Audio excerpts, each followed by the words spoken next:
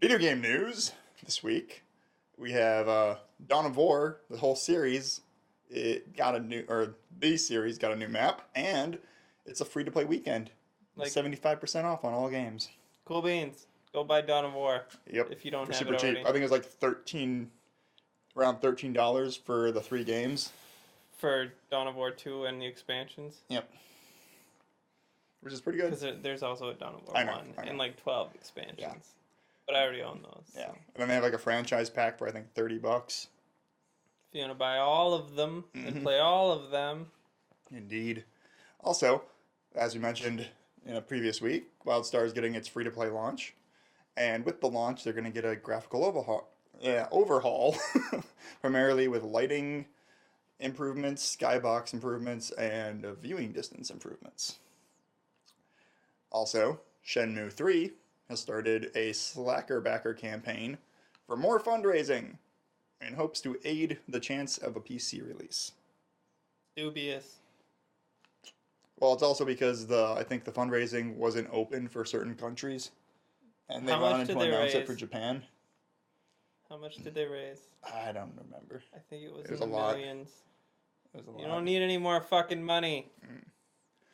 So anyway, also, Might and Magic Heroes 7 is releasing on September 29th, so this next week, this Tuesday, and they released a Yep, that checks 101 out. trailer, and it breaks down the entire game for you, basically, like what you can expect from the game, how to play it, what's the story, everything. I bet you there's going to be magic Mm-hmm. and there might even be heroes. Yep. But so yeah, and then finally, we 7 also have of a them. news. We also have news for you. In a link below. Gamer released a bunch of release dates for upcoming PC games from now until December. Yay. So check that out if you're interested. It's finally video game season. Yep. Thank goodness. I was getting bored. So, any stories jump out to you this week? Speculate on. No. Dawn of War is cool, but I have them already. Yeah. I don't have Retribution, but I haven't beaten Lords of Chaos or whatever okay. yet. So I Yeah. don't really care. I'll probably pick it up. I beat the first 2 because they have a through story, but then once you get the Retribution, they kill that leveling curve like through story. So you're using completely different units for different campaigns of different species instead, kind of like old school StarCraft or whatever. Where it's like you go from one story for just one species to another story for another species, etc. And there's not really that leveling up mode to keep you into it anymore either.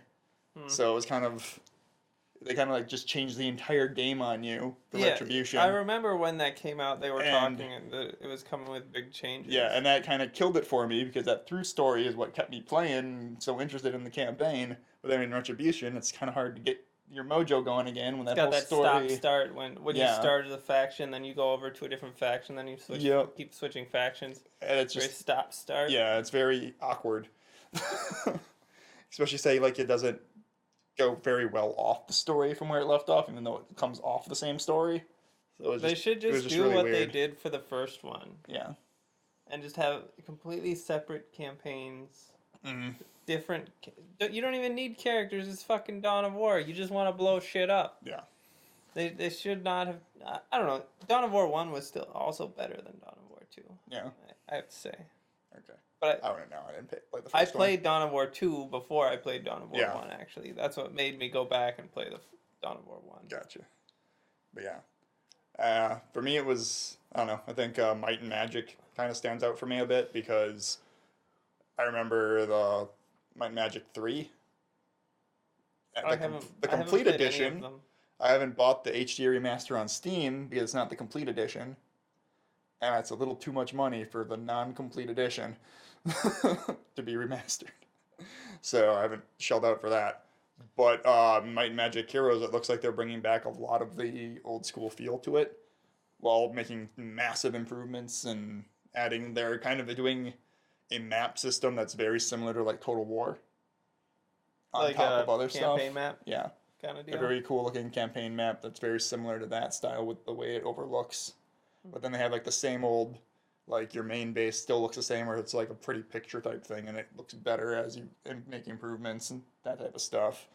And it's got a bunch of I think we're getting trees a and little other beyond things. that. I don't And know. then they improve the whole grid battle system by adding flanking and a bunch of other new things. So They're yeah, finally getting into the early 2000s yeah, with their game. Congratulations, yep. Might and Magic. But yeah, it looked pretty cool. Check out the trailer. And that's it for video game news. All links will be below for you to click on and check out the stories more thoroughly. Yep.